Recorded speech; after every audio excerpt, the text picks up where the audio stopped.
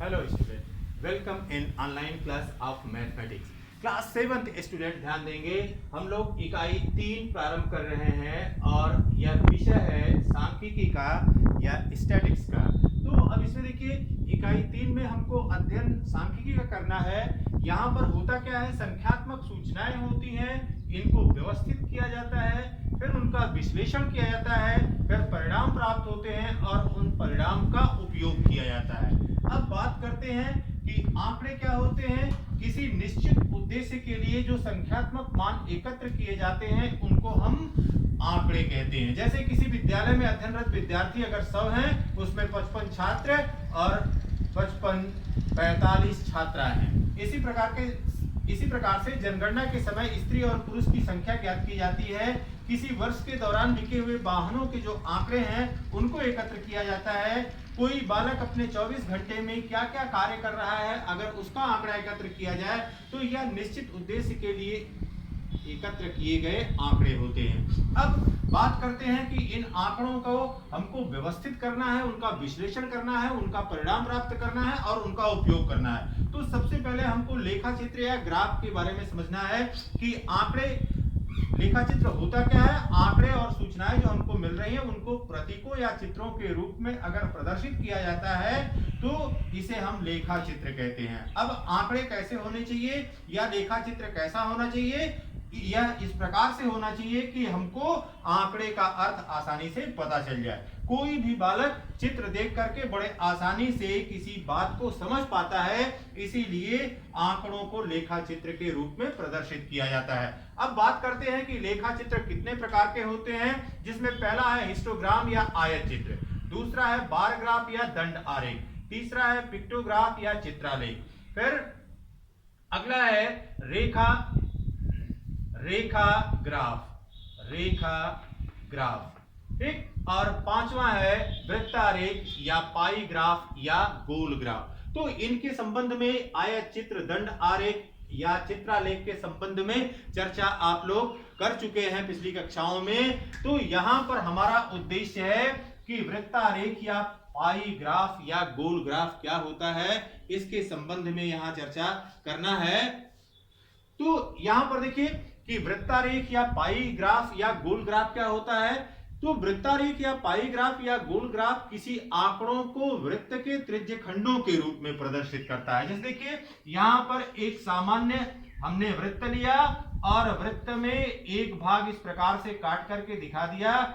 अब यह जो भाग है इसको हम त्रिज्य खंड कहते हैं, त्रिज्य खंड कहते हैं या यह सेक्टर कहलाता है, ठीक। अब यहां पर देखिए, यह कोई आंकड़ा ले लें कि 90% विद्यार्थी ऐसे हैं जो प्रतिदिन स्कूल आते हैं और 10% विद्यार्थी ऐसे हैं जो एब्सेंट रहते हैं या अनुपस्थित रहते हैं। तो वृत्तारेख के संबंध में यहां पर विस्तृत चर्चा किया जाएगा कि वृत्तारेख या पाई ग्राफ या गोल ग्राफ क्या है, उसके संबंध में यहां पर चर्चा किया जाएगा।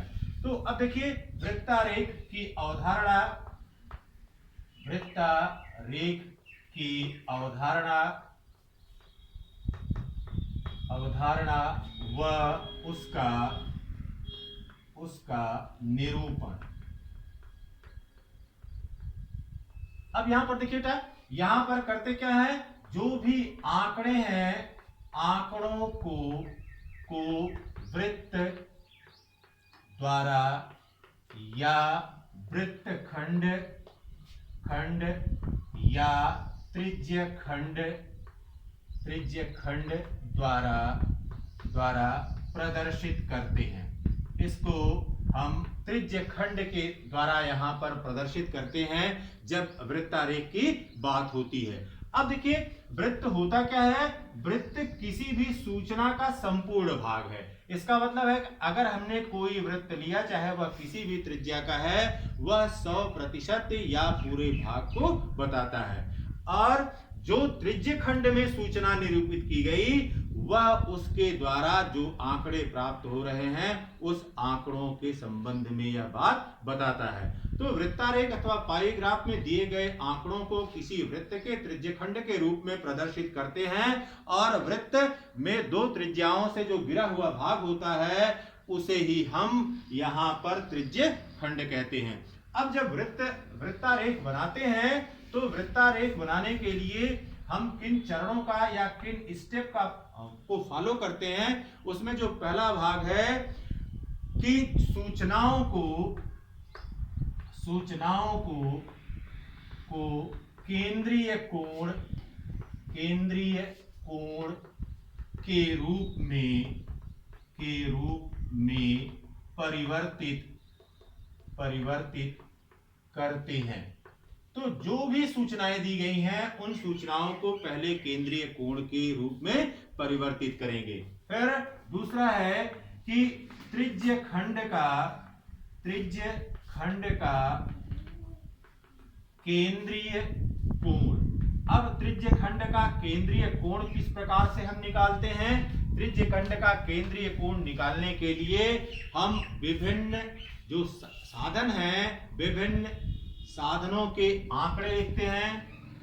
विभिन्न साधनों के आंकड़े बटे कुल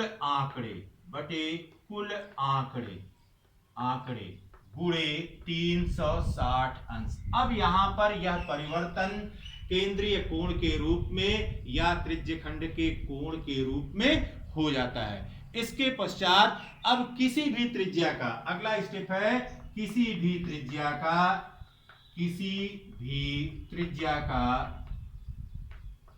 का वृत्त खींचते हैं। किसी भी त्रिज्या का वृत्त खींचते हैं। इसके पश्चात अगला स्टेप है एक त्रिज्या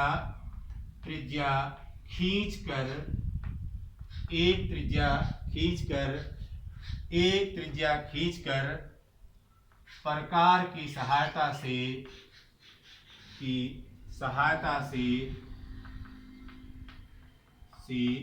केंद्रीय कोण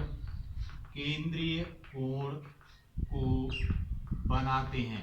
अब जब केंद्रीय कोण आपने बना लिया तो अब केंद्रीय कोण सभी का बन गया। जितने भी प्रकार के आंकड़े दिए गए हैं उनके सभी के केंद्रीय कोण बना लेंगे और फिर अगले स्टेप में प्रत्येक त्रिज्य खंड